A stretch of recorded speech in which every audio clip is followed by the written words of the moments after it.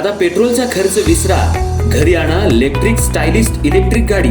100% भारतीय बनावटीची electrics EV electric गाडी आता उपलब्ध। 5 वर्षांची वॉरंटी, आकर्षक कलर्स आणि स्पोर्ट्स डिझाइन। एकदा चार्ज करा आणि 100 ते 140 किलोमीटर पर्यंत रेंज।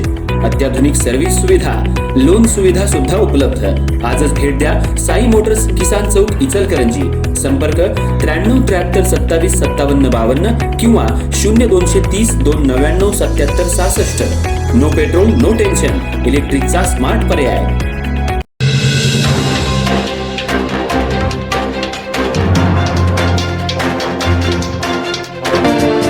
अयोध्या येथील प्रभू श्रीराम मंदिराच्या दानपेटी निधीतील कथित अपहार प्रकरणावरून इचलकरंजी शहरात महाविकास आघाडी आणि समविचारी संघटनांनी भाजप सरकारविरोधात जोरदार आंदोलन छेडलं।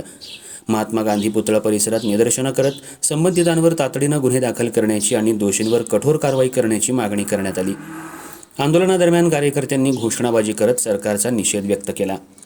अयोध्या येथील प्रभू श्रीराम मंदिराच्या दानपेटी निधीतील कथित अपहार प्रकरणाच्या निषेधार्थ इचलकरंजी शहर महाविकास आघाडी आणि समविचारी संघटनांच्या वतीनं शनिवारी महात्मा गांधी पुतळा इथं आंदोलन करण्यात आलं। या आंदोलनात विविध पक्षांचे पदाधिकारी, कार्यकर्ते आणि नागरिक मोठ्या संख्येनं सहभागी झाले होते। यावेळी आंदोलनकर्त्यांनी संबंधित प्रकरणातील दोषींवर तात्काळ गुन्हे दाखल करून कठोर कारवाई करण्याची मागणी केली।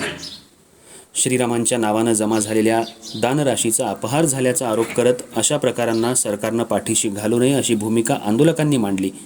आंदोलनादरम्यान रघुपती राघव राजाराम, श्रीरामांच्या नावानं लूट करणाऱ्यांना देव बुद्धी देवो, चौकीदार ही चोर है अशा घोषणांनी परिसर दणाणून गेला। तसंच आंदोलनकर्त्यांनी विविध आशयाचे फलक हातात घेऊन भाजप सरकारच्या विरोधात जोरदार घोषणाबाजी केली। महाविकास आघाडीच्या पदाधिकाऱ्यांनी सांगितलं की प्रभू श्रीराम हे संपूर्ण देशाच्या श्रद्धेचे केंद्र आहेत।